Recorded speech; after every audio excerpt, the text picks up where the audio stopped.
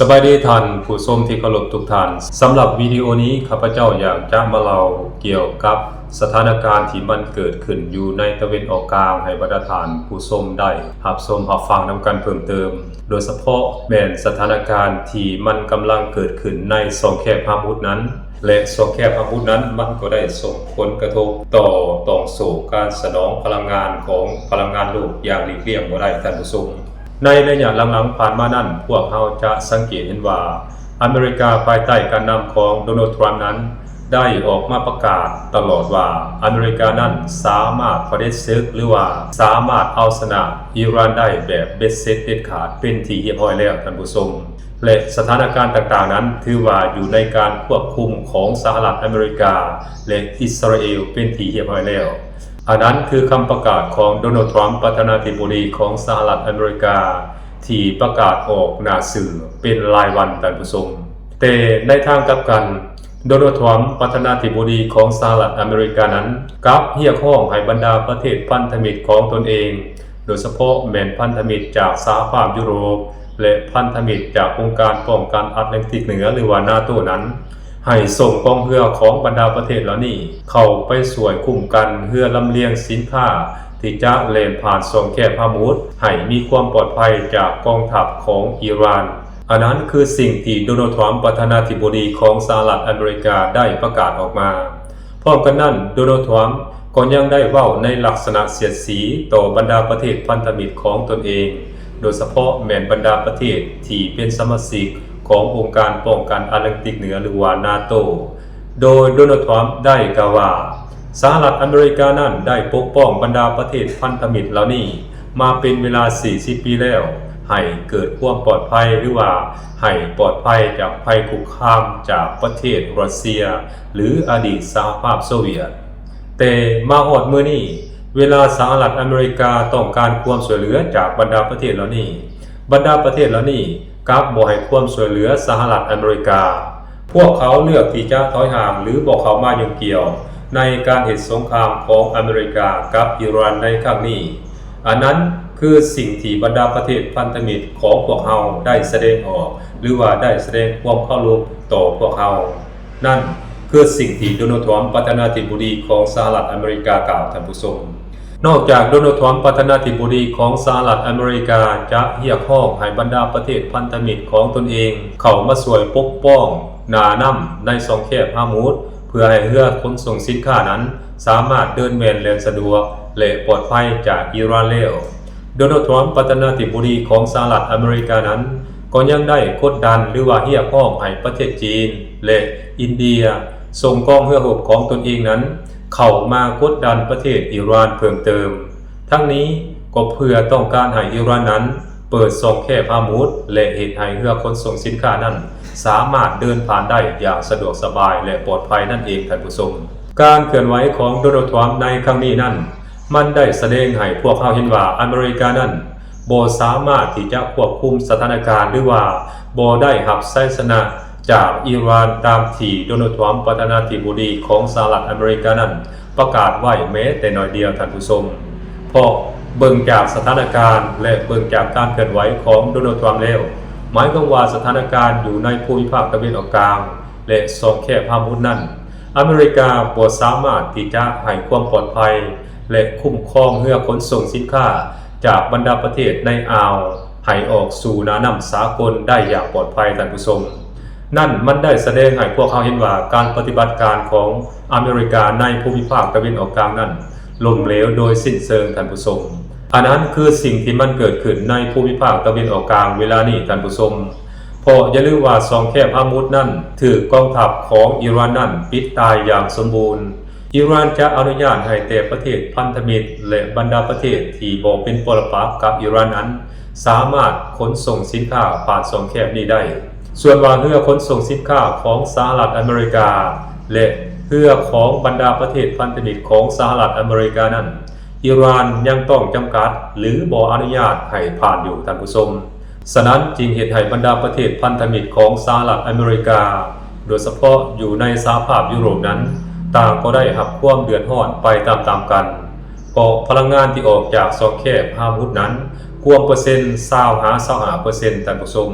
พลังงานเหล่านี้จะสามารถออกสู่ตลาดโลกได้ก็ต่อเมื่ออิหร่านนั้นอนุญาตให้บรรดาเรือขนส่งสินค้าบ่ว่าจะเป็นน้ำมันและอ้ายก๊าซธรรมชาตินั้นออกได้นั่นเองแต่ถ้าหากว่ามื้อใดอิหร่านยังปิดตายและบ่อนุญาตส่งออกให้บรรดาประเทศต่างๆในขอบเขตทั่วโลกแล้วแน่นอนพลังงาน20-25% นั้นก็จะขาดหายไปจากตลาดโลกอย่างแน่นอนท่านผู้ชมพร้อมกันนั้นโดนัลด์ทรัมป์ประธานาธิบดีของสหรัฐอเมริกาก็ยังได้กล่าวว่าอิหร่านนั้นได้อนุญาตให้เรือขนส่งพลังงานของจีนรัสเซียและก็ของอินเดียนั้นออกผ่านช่องแคบตัวนี้ได้ในทางกลับกันอิหร่านนั้นกลับอนุญาตให้ส่งพลังงานออกไปยังสหภาพยุโรปนั้นมีเพียง 1% เท่านั้นท่านผู้ชมสิ่งนี้มันเหตุให้เกิดผลเสียหายอย่างมหาศาลต่อประเทศพันธมิตรและต่อสหรัฐอเมริกาเป็นอย่างยิ่งเพราะฉะนั้นอเมริกาจึงเรียกร้องให้บรรดาประเทศพันธมิตรและบ่แม่นพันธมิตรของตนเองนั้นส่งกองเรือเพื่อเข้าไปคุ้มกันเรือขนส่งสินค้าที่จะผ่านช่องแคบฮอร์มุซนั้นให้ได้อย่างตลอดปลอดภัยนั่นเองท่านผู้ชมบ่เว้นแม้แต่ประเทศศัตรูอย่างประเทศจีนเป็นต้นอันนั้นคือสิ่งที่มันเกิดขึ้นนอกจากนั้นก็ยังมีข่าวลุดลอดออกมาจากภูมิภาคตะวันออกกลางว่ากลุ่มฮูธีซึ่งเป็นพันธมิตรที่เหนียวแน่นของอิหร่านนั้นก็เกี่ยมที่จะสั่งปิดทะเลแดงแบบถาวรเช่นเดียวกันซึ่งทะเลแดงนี้ก็ถือว่าเป็นเส้นทางลำเลียงหรือว่าเป็นเส้นทางขนส่งสินค้าสำคัญอีกเส้นหนึ่งท่านผู้ชมเพราะอย่าลืมว่าทะเลแดงนั้นก็เป็นเส้นทางลำเลียงขนส่งพลังงานออกสู่ตลาดพลังงานโลกนั้นสูงถึง 12% ท่านผู้ชมถ้าว่าเส้นทางดังกล่าวนี้ถูกปิดตายนั่นหมายความว่าหายนะก็จะเกิดขึ้นต่อระบบเศรษฐกิจของโลกอย่างหลีกเลี่ยงบ่ได้ท่านผู้ชมเพราะทั้งทะเลแดงและช่องแคบฮอร์มุซนั้นป้อนพลังงานให้แก่ตลาดพลังงานโลกนั้นสูงถึง 32% ท่านผู้ชม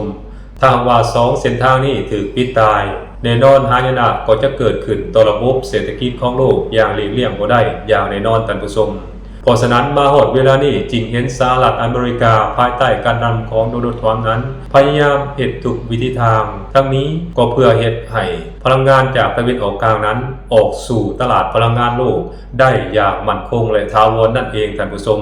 แต่สิ่งดังกล่าวนี้จะเกิดขึ้นได้ก็ต่อเมื่ออิหร่านนั้นอนุญาตให้บรรดาเรือลำเลียงขนส่งสินค้าต่างๆสามารถผ่านช่องแคบฮอร์มุซได้เท่านั้นท่านผู้ชมอเมริกาบ่สามารถที่จะเป็นคนกำหนดได้ถ้าว่าอิหร่านนั้นยังยืนยันว่าจะปิดช่องแคบฮอร์มุซนี่ต่อไปถึงแม้ว่าอเมริกาจะดิ้นรนหลายปานใดก็ตามท่านผู้ชมสิ่งดังกล่าวนั้นก็บ่สามารถที่จะช่วยบรรดาประเทศต่างๆนั้นให้หลุดพ้นหรือว่าให้รอดพ้นจากการโจมตีของอิหร่านได้อย่างแน่นอนท่านผู้ชมเพราะฉะนั้นในระยะหลังๆมานี้จึงเห็นบรรดาประเทศต่างๆนั้นพยายามขอเจรจากับอิหร่านเพื่อเฮ็ดให้เรือขนส่งสินค้าของตนเองนั้นสามารถผ่านช่องแคบฮอร์มุซได้บ่เว้นแม้แต่ฝรั่งอังกฤษอินเดียอิตาลี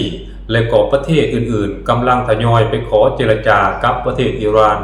ทั้งนี้ก็เพื่อเฮ็ดให้ตนเองนั้นสามารถขนส่งพลังงานไปป้อนให้แก่ตลาดพลังงานภายในประเทศของตนเองได้เพื่อเฮ็ดให้ระบบเศรษฐกิจของตนเองนั้นบ่พังทลายลงนั่นเองท่านผู้ชมอันนั้นเราจะเห็นได้อย่างจะแจ้งว่าการที่สหรัฐอเมริกาออกมาประกาศและความเป็นจริงที่มันเกิดขึ้นในช่องแคบฮอร์มุซนั้นมันแตกต่างกันอย่างสิ้นเชิงท่านผู้ชม